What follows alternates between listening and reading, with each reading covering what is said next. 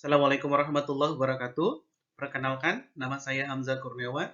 Saya mahasiswa PPG dalam jabatan kategori 2 tahun 2022 LPTK Universitas Negeri Makassar.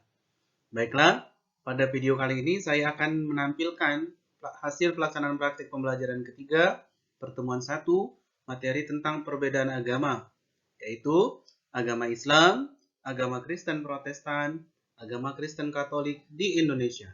Selamat menyaksikan.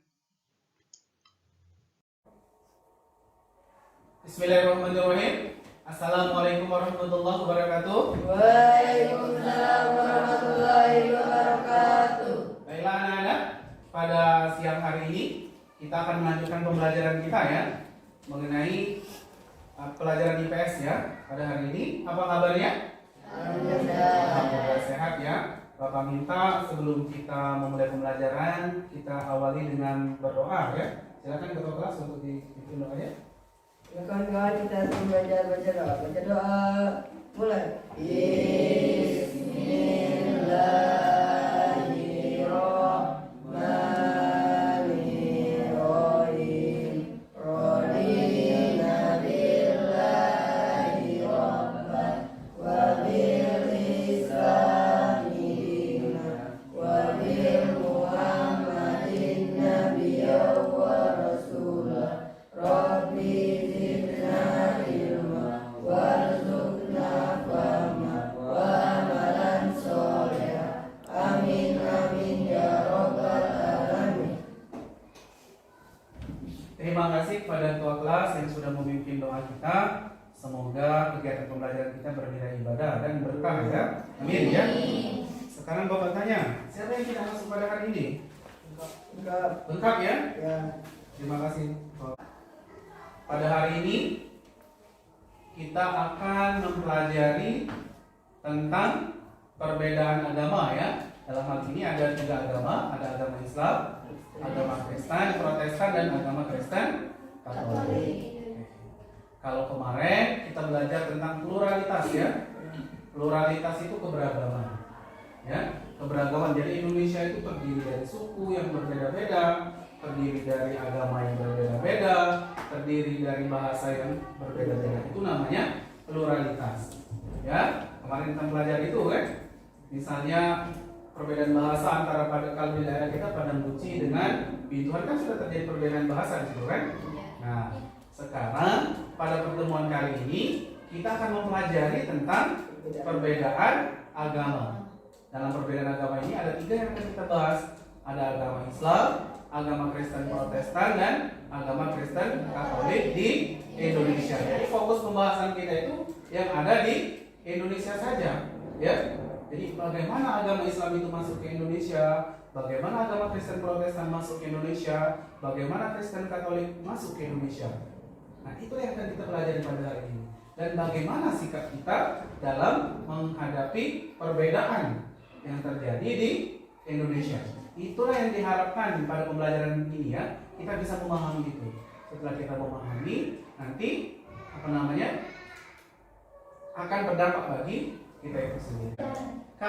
Huruf 3 ini untuk menyatakan pengetahuan ya. Kalau huruf 4 itu untuk menyatakan keterampilan ya. Jadi KD pengetahuan kita 3.2 itu menganalisis pengaruh interaksi sosial dalam ruang yang berbeda terhadap kehidupan sosial budaya serta pengembangan kehidupan kebangsaan.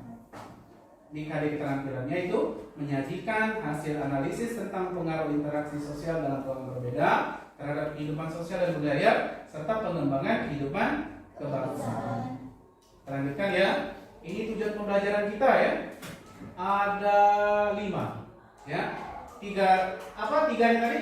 Pengetahuan ya. Kalau 4 ini keterampilan. Oke. Jadi setelah mengikuti pembelajaran diharapkan anak-anak itu mampu. Apa yang diharapkan mampunya itu mendeskripsikan ya, mendeskripsikan perbedaan agama di Indonesia dengan tepat. 3.2.2-nya menganalisis agama Islam di Indonesia dengan benar. 3.2.3 menganalisis agama Kristen Protestan di Indonesia dengan benar. 3.2.4 menganalisis agama Kristen Katolik di Indonesia dengan benar.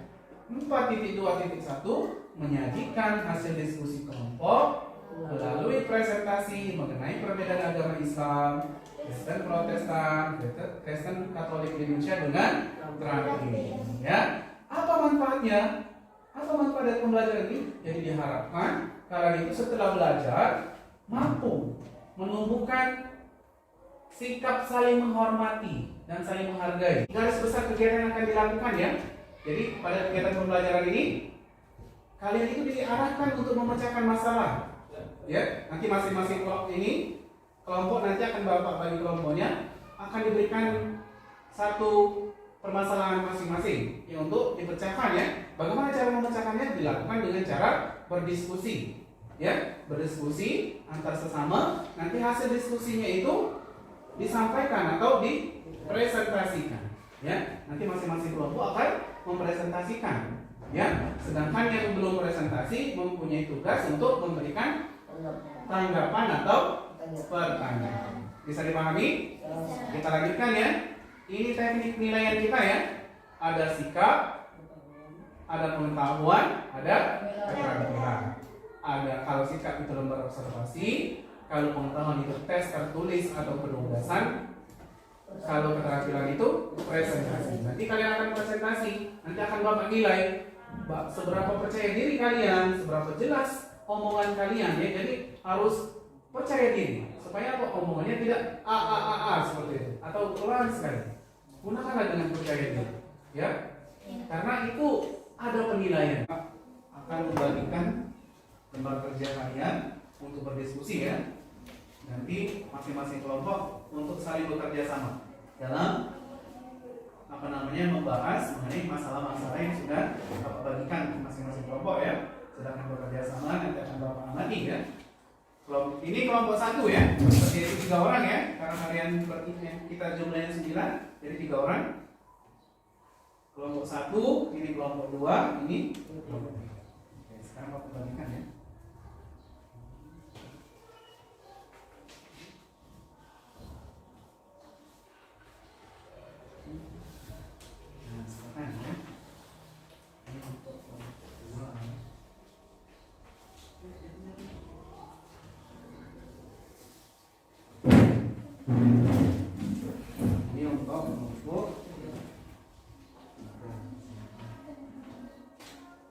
Itu bisa terjadi. Yang pertama itu karena proses persaudaraan. Persaudaraan itu tercipta karena proses kawin mawin, menikah lintas agama. Dulu kan agama hanya kebutuhan administrasi.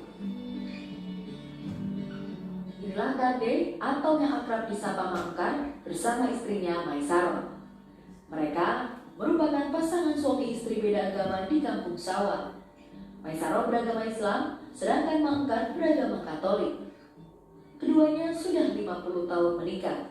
Hingga saat ini hidup rukun bersama 9 orang anaknya. 5 orang anak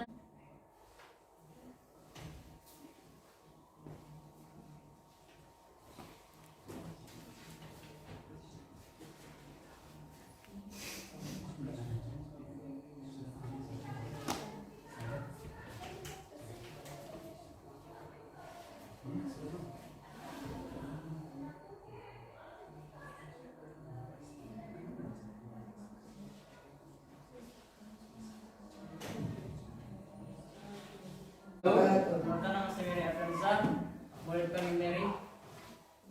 Berdirinya saya di sini akan mempresentasikan agama Kristen Katolik Indonesia. Ada pendapat yang menyatakan bahwa agama Kristen Katolik telah masuk ke Indonesia tepat di Sumatera Utara sekitar abad 8. Namun pendapat tersebut belum didukung bukti-bukti yang kuat. Bukti yang paling kuat kedatangan agama Kristen Katolik bersama dengan penjajahan bangsa-bangsa Barat di Indonesia. Kristen Katolik tiba di Indonesia saat kedatangan bangsa Portugis yang diperkuat dengan kedatangan bangsa Spanyol. Salah satu tujuan Portugis di Indonesia adalah menyebarkan agama Katolik Roma di Indonesia yang dimulai di Kepulauan Maluku pada abad 1534 antara tahun 1546 dan 1547. pelapor misionaris Kristen Franciscus Cavesius mengunjungi pulau itu dan membaptis ribuan penduduk setempat. Selanjutnya para misionaris giat menyebarkan agama Katolik ke berbagai wilayah Indonesia. Hari Raya umat Kristen Katolik adalah hari Natal yang diperingati setiap tanggal 25 Desember. Selain itu, umat Katolik memiliki beberapa hari penting yang juga selalu diperingati, misalnya Hari Raya Paskah dan Hari Raya Kenaikan Isa Al-Masih. Ya, terima kasih kepada kelompok 3 yang telah mempresentasikan mengenai agama Katolik di Indonesia. Sekarang Bapak minta kepada kelompok 1 atau kelompok 2 untuk bertanya kepada kelompok 3. Silakan. Silakan ditanyakan. Silakan kelompok 1 ya. Silakan ditanyakan mengenai agama Katolik di Indonesia. Silakan. Assalamualaikum warahmatullahi wabarakatuh. Waalaikumsalam warahmatullahi wabarakatuh. Perkenalkan, nama saya Dr. Rizal, akan bertanya kepada kelompok 3. Bagaimana cara misionaris menyebarkan agama Kristen Katolik ke berbagai wilayah Indonesia? Ya, terima kasih kepada kelompok 1 yang bertanya kepada kelompok 3 ya. Assalamualaikum warahmatullahi wabarakatuh. Waalaikumsalam warahmatullahi wabarakatuh. Baiklah, saya akan menyampaikan kesimpulan dari kegiatan pembelajaran pada hari ini. Pada kegiatan pembelajaran ini, kami dapat menyimpulkan bahwa di dalam masyarakat Indonesia yang memiliki berbagai macam agama dan kepercayaan, kita harus bisa memahami bahwa perbedaan harus dihargai, dihormati, dan saling membantu antara satu dengan yang lain tanpa melihat agama atau kepercayaan. Sekian. Ya, terima kasih kepada kelompok 1 ya. Bagus sekali kesimpulannya mengenai pembelajaran kita.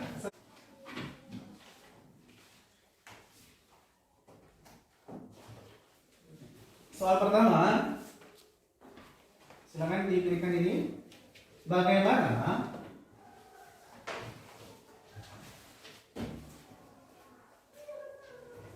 cara kita menghargai perbedaan agama di Indonesia ya? Menyampaikan refleksinya, silakan. Assalamualaikum warahmatullahi wabarakatuh. Waalaikumsalam warahmatullahi wabarakatuh. Perkenalkan, nama saya Putri Diana. Saya akan menyampaikan refleksi yang telah saya rasakan pada hari ini.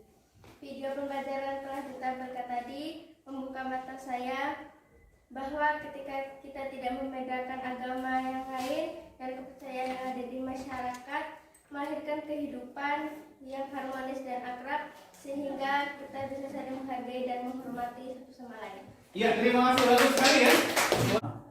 Ya, sesuai dengan kemampuan kita masing-masing. Oke, kita lanjutkan. Tugas sudah ada di itu ya, di LKPD tadi ya. Nanti sudah dipindahkan tadi ya di dalam ini untuk dikerjakan di rumah. Di buku latihan nanti Bapak akan bagikan lagi ini buku latihannya ya. Tugasnya itu. Kemudian untuk pembelajaran berikutnya ya, kita akan mempelajari tentang agama Hindu, agama Buddha, agama Konghucu. Ya, nanti itu akan kita pelajari bagaimana agama Hindu, agama Buddha, dan agama Konghucu di Indonesia. Bagaimana cara penyebarannya, bagaimana cara dia masuk ke Indonesia, itu yang akan kita pelajari. Dan bagaimana sebaiknya kita bersikap dalam menghargai perbedaan tadi. Itu yang akan kita pelajari di minggu depan. Bapak minta kepada ketua kelas untuk memimpin doa sebelum mengakhiri pembelajaran. Silakan ketua kelas. Udah kawan-kawan, kita sebelum pulang baca doa mulai.